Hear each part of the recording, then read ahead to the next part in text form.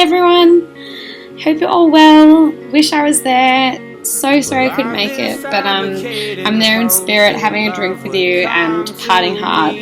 Now I'm going to give you a quick speech on Meg because I love it a bit. I'm not going to go into the full history of this strange egg, but I am going to share with you some of my most favourite things about why this scrambled Megs is so gourmet. Now, a wise woman once told me that young girls learn all the best things in life from their mother. I don't disagree with this, but I have been lucky enough to have been blessed with a second, of sorts. Over the years, I've gathered some of my most prized pearls of wisdom from my little sister. Aside from learning those typical things you do from a sibling, like sharing, teasing, patience, and how to turn basic household items into weapons of war, yes, we were so radical. She's also taught me that misfortune is character building, and that breakfast is the most important meal of the day, especially for this one strange egg. Now, while Meg and I are like two peas in a pod, we haven't always been such a great fit. From sharing a bedroom and virtually everything else, we clashed like fire and water. I was the water ops. There were definitely days where we couldn't be around each other without turning to hairbrushes as makeshift swords. Yeah, it was pretty radical. But I wanted to touch on a few of our opposites. For starters, Egg is like a baby whisperer. I try not to drop the bloody baby on their head, and if they poo, well, they're off to Auntie Meg's. And I would say she's generally good with all small living things, but there has to be one exception. I won't delve into the whole ordeal, but you put two sassy little things together, and there is going to be hell. The relationship between Roxy and Meg is all sorts of weird.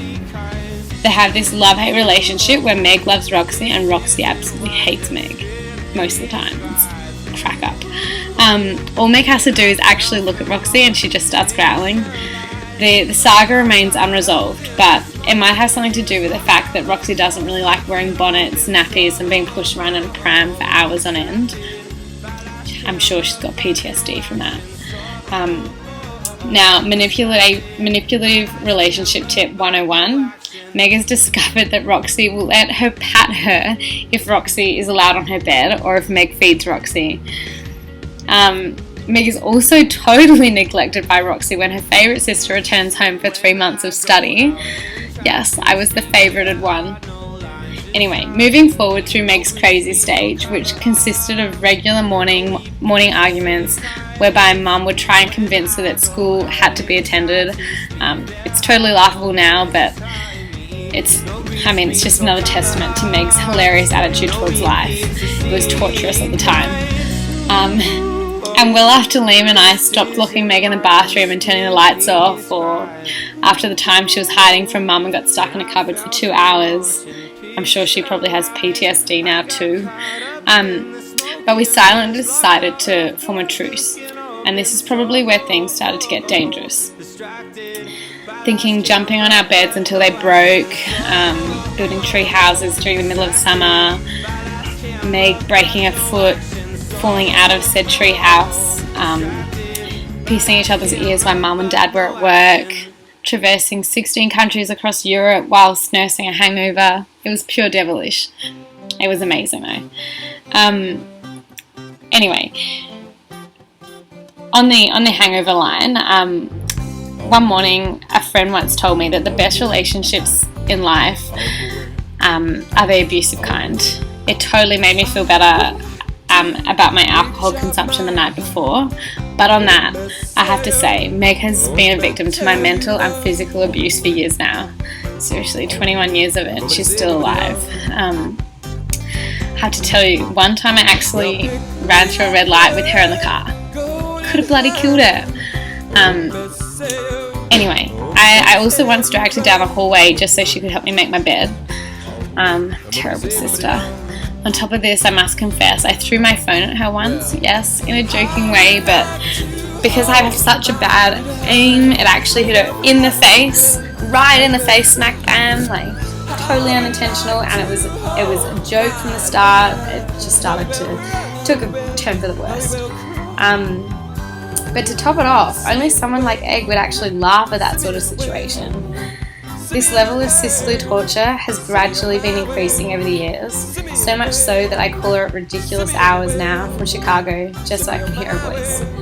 And again, only someone like Egg can actually deal with phone calls at all hours of the morning, and then in good humour tell me that life is going to be okay and that everything is always character building. That's her favourite statement. But besides all of this sisterly abuse, she's always been the bigger person and pulled the two of us together again. Now, I've put together a small list of some of the most delightful things I've been taught by a very foxy little sister. The first was how to apply makeup, a girl's necessity. I've also learnt that Santa Claus is real. Santa Claus is always real. I've learnt to cover my mouth at my arm when sneezing. I never even sneeze because I find it disgusting, but she will tell anyone to change the habits if need be, so you all better watch out. Watch your sneezes. I've learnt that my Kathmandu backpack could make me the dork of the universe. I'm officially the dork of the universe, guys. Yes, I've accepted it.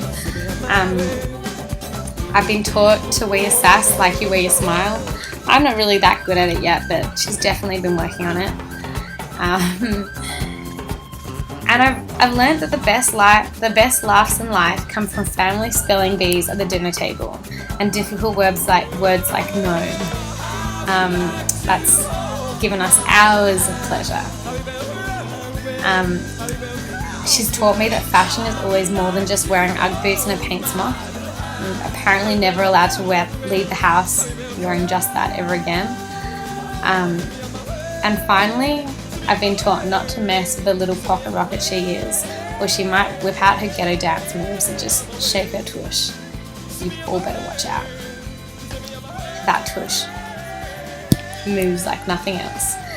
Aside from all this and the classic Egg moments where I catch her vomiting unchewed mushrooms out of her nose in Berlin, or dancing in her bedroom when she doesn't think anyone is watching, I've also gained hours and hours of pleasure of just hiding behind closed doors or cupboards just to jump out and give her the fright of her life.